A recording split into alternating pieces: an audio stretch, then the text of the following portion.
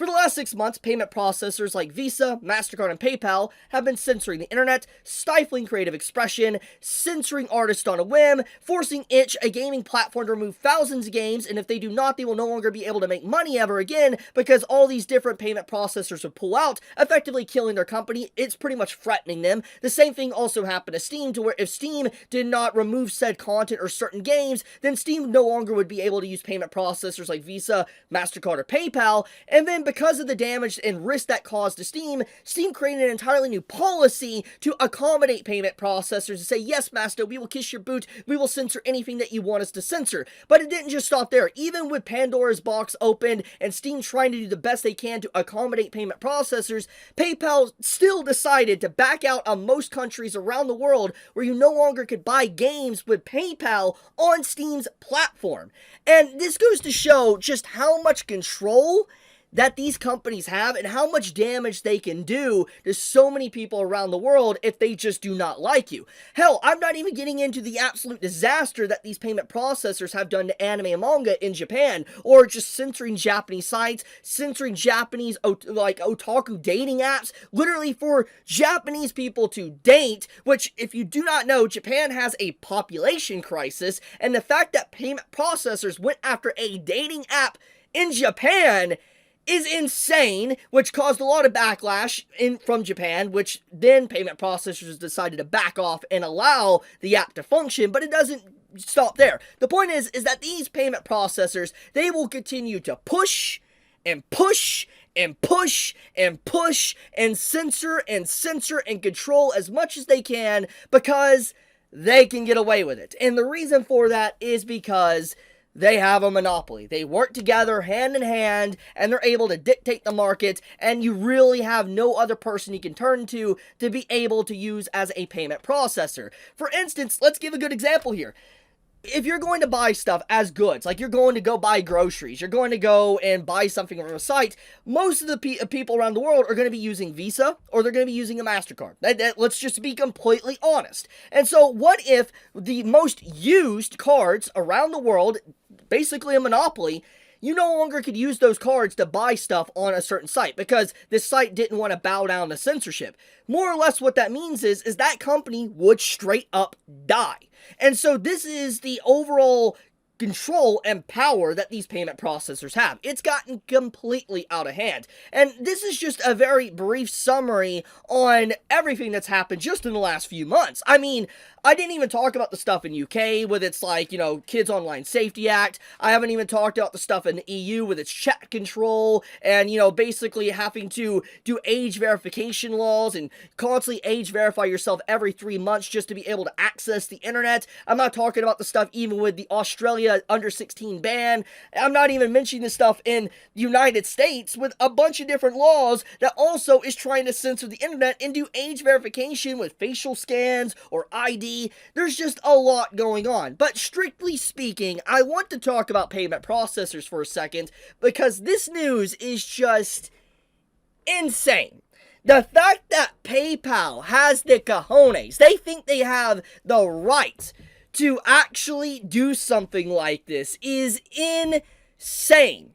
So let's just get right into the meat of the story. Present day content on why this is just hilarious and also, in a way, good news. So let's get right into that. PayPal has applied to become a bank. And you're probably wondering to yourself, how is this good news after everything I just said? Well, we're going to get right into that. So earlier this year, back in August, there was an executive order placed by our current president of the United States called the Guaranteeing Fair Banking for All Americans. Now, I know that this isn't technically good news for those that live outside of America, but why this is good news technically and why you should be watching this even if you're outside of America is because it means that there is attention on these banks and what they've been doing and how they've been operating like kind of a cartel, mafia, censoring different content, debanking people. It's become a huge issue. And more or less what this executive order does, to just simplify it in the best way possible, these banks will no longer be able to censor you, or remove your access to being able to get your money or buy legal purchases of content because they deem it a brand risk. For instance, if a game is legal to buy on Steam, it's legal in the United States, these banks cannot stop you from buying buying that and using your money to buy said content. That's more or less what this guaranteeing fair banking for all Americans is. It's more or less just a big like, no, you cannot censor people from buying legal content. And this is where the good news comes into play with PayPal trying to become a bank. So PayPal at this current time is not a bank. So if it does become a bank, it means that it would actually have to follow the rules and regulations of the fair banking, access to banking, that was an executive order earlier this year. Now, the big issue here with this entire situation is that this is an executive order. This isn't codified into law. This isn't like an official law or anything like that that could stay around for decades upon decades. This is just an executive order. So this more or less is a stopgap. It's not a permanent solution unless it's codified into law. So that is always the worry here thanks to this.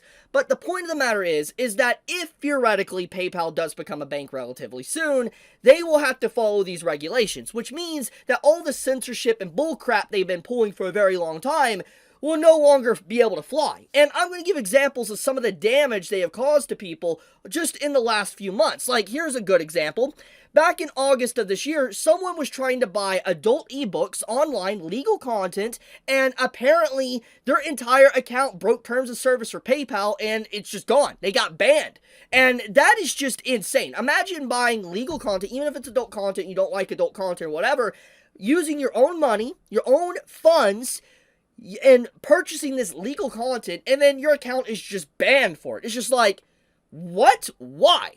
But obviously, there's another example here. You have this individual right here, which has a big following, as you can see, over 173,000 followers. Huge following, by the way. Basically, they made this post back in August, around the same time with all this, censorship of the internet, payment processors kind of ramping up, getting out of control, and a bunch of different stuff around the internet getting censored, like gaming, for example. Pretty much we had PayPal censor this creator, remove their PayPal, pretty much suspend it, and it also was associated with Patreon as well. This entire situation is just extremely messed up. Pause the video and read this for yourself. It's just crazy. It's wild. And there is many people that have talked about this situation. Like, for instance, not just this individual has called out PayPal and had their account just removed overnight, but many artists, many creators, and animators just lost their PayPal and source of income overnight because of censorship and brand protection that PayPal wants to kind of do. And so the reason why this whole situation with PayPal is so important is if they actually do become a bank, I wonder if they will be forced to reinstate these accounts, forced to actually allow these people to come back and gain access to their money. I've heard actual stories of people that have had their accounts removed, and they've lost access to thousands of dollars. Like, for example, I remember seeing a post months ago when all this was going down. Someone had like $4,000 in their PayPal account, and their account got suspended, and they no longer could access their funds or money in that PayPal account. They effectively lost their entire money overnight, and they couldn't even access that to pay their bills, and that's a problem. PayPal basically stole money, and apparently this is something that is continuously happening with PayPal. So I think in general, if they become a bank, they are opening the door up for either potential lawsuits or just they're not going to be able to get away with something like this. But never let this company, never let PayPal ever forget what they have done to thousands upon thousands of people over the years, destroying people's lives overnight. It is not okay. And I want to tell you right now that more people need to be talking about this, because this is a pretty big deal that they're becoming a bank because of their status as what they've done over the years of just censoring people. I think that people need to be very vocal about this and say, if you're going to become a bank, you need to uncensor everybody. You need to allow them to have their money back. You need to allow people to access the platform again, because you're going to have to follow the law. You're going to have to follow the guaranteeing fair banking for all Americans. Now, once again, this doesn't mean that it will give fair banking to people outside of the United States, but it is a start. And I hope if this causes PayPal to have to rein themselves in, it will cause an actual ripple effect around the world that would lead to some good news for a change.